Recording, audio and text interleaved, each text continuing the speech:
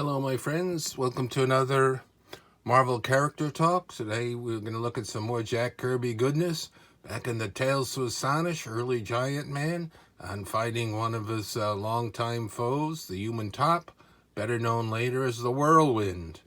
Of course, he joined Masters of Evil years later. If you'd like, please subscribe, hit that notification bell, like, reply, and share. We're going to look at the covers, and I've got them out, so we'll look through them a bit. Look at this one. It's got a lot of what I call blurbs on it. And then this one's got some word balloons. Very great Jack Kirby artwork. These are in fairly nice shape for old ones from, what are these going to be, from 1963. We'll see when we open up the page there. Nice green on red. Giant Man and the Wonderful Wasps battle the unbeatable Human Top. Look at that. Right over there. December cover date, issue 50. There's Giant Man. There's him coming right in.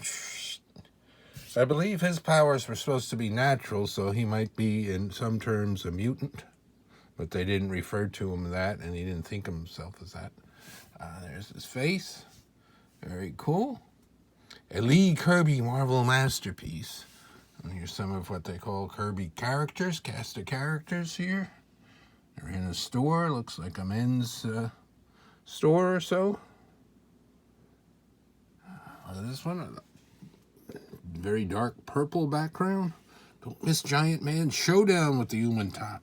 This was a biggie back then because most of the stories were just one issue. And this was a two-parter. Can't catch him, he's too fast for me. This could mean the end of Giant Man. Giant Man, look out. You're about to fall. And there's a Kirby man right out the window there. Looks a little bit like the way he drew Ben Grimm. There he is, whirling into action. Let's take a look at the back.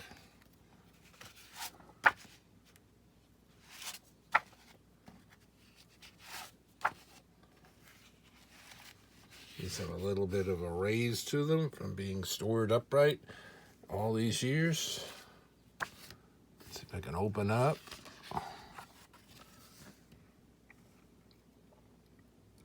$1963, December. Giant Man battling the Human Top. Stan Lee, Jack Kirby, and look at look at how rare that is. For some reason, they had Steve Ditko ink instead of Dick Ayers or Chick Stone or somewhere else. Usually Steve Ditko wasn't an inker for anybody, and he only did it a few times on Jack Kirby art, like The Incredible Hulk #2 with the Toadman. The first time Hulk was green, that was Ditko inks over Jack Kirby.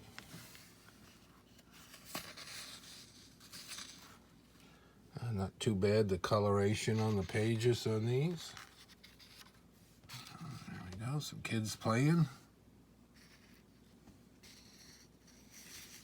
Nobody dares fight him, so here's the story of him. Since he was a kid, he could have that power.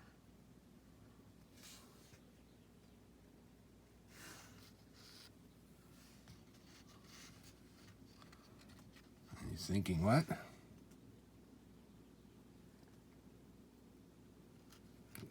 Do it alone. The Human Top. Of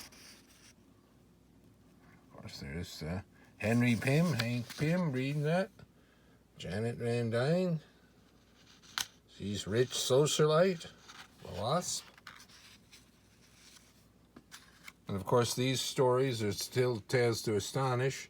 So in these, when it was Ant-Man and then Giant Man, the story wouldn't go for the full comic. They'd still have some of the fantasy stories. Won't look at those too much in this one. There's one of the text pages that they had. They got rid of that by the time they introduced the Hulk in 5960 as the co-feature. There he is. He's come up with a costume.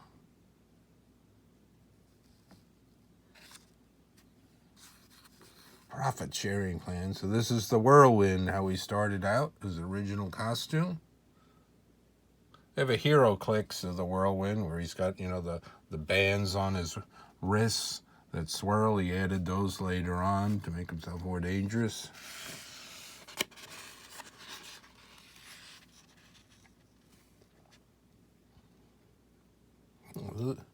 There's some ants. Ant-Man commands, and then he's back up to Giant Man. Oh, Giant Man's getting clumsy.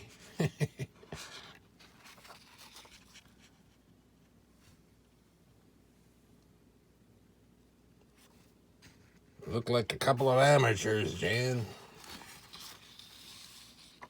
There he is, he's all happy. Looks very Jack Kirby. Ditko isn't letting his style show through too much. Very faithful to Jack Kirby's pencils.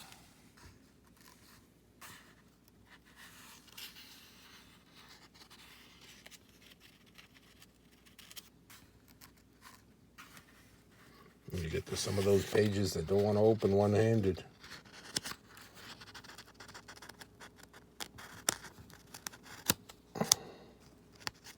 There you go. So that's the way it in there. He's practicing with a top. Intensive training. Don't miss the next issue. Fight to the finish. Sinister form slinks through the darkened streets, menace mankind again. So you had to wait a full month. A long wait when they were a kid. One of the other stories. See the credits there.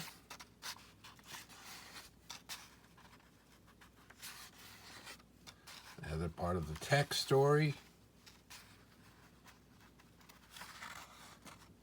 Credits there.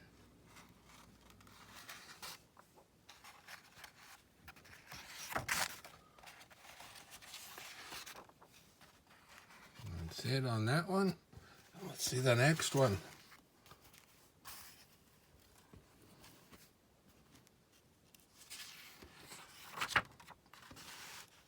Picks up here. Showdown. Nice splash page, as they call it there. They're back to the regular inker, Dick Ayers. Kirby. Sometimes Don Heck would draw these or ink. Jack Kirby had a lot to go around. The Fantastic Four was already out here. Torch was starring in Strange Tales, Iron Man, and Tales of Suspense, but most of the Iron Man were Don Heck. Few of them were Jack Kirby. They still practicing there. They did a lot of work to meet up with the human top. Yeah, so this is another villain, like Paste-Pot Peace became the Trapster, and the human top became the Whirlwind. They got a little bit tougher sounding names later on, but these are fun, these early ones.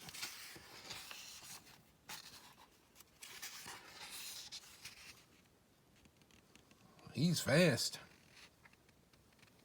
Would have been neat to see him go against Quicksilver back then.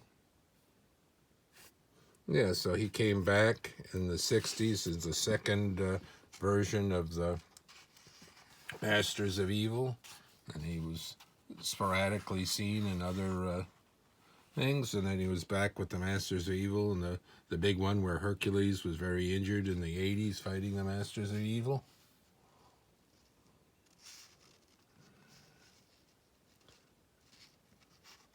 And this one's kind of different, I think, on the way this one's in. There he is working with the police. Very Jack Kirby looking police.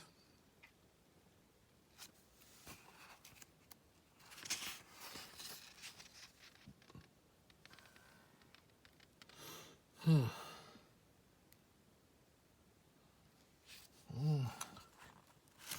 running rings around them.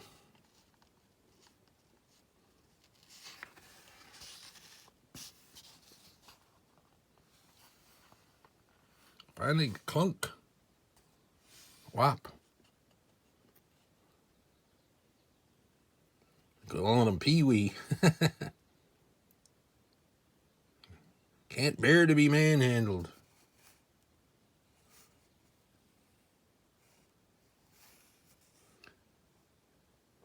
Next issue. And what's interesting about this, when he comes back, spoiler, somehow he gets out of prison, and he becomes Janet Van Dyne, the Wasp's chauffeur, and they don't know it. So he's kind of hanging around them and then fighting them. He's going to come back in issue 55, and then he'll be back again in the later issues, right before Giant Man leaves this title, and then Submariner takes over the slot. So Hank Pym, Ant-Man, Giant Man had about a 3-year run in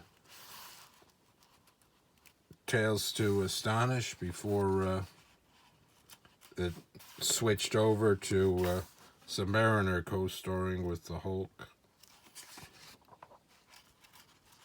Oh, look at this one. Has a little bit, the Wonderful Wasp Tells a Tale.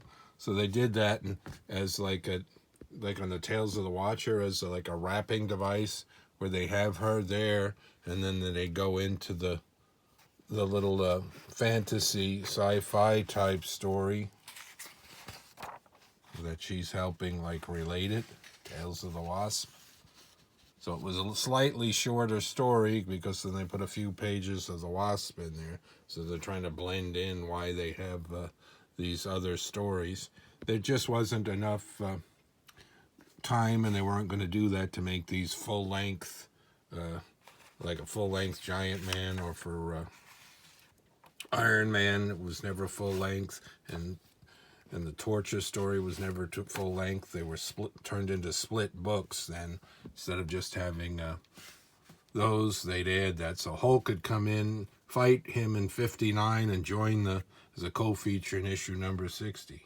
All right. It's a look at some great Jack Kirby goodness with a cool villain that stood the test of time. Human Tops / the Whirlwind. A good guy to have on a team of villains. Till next time, thanks for watching. More Marvel character talk to come. Thank you.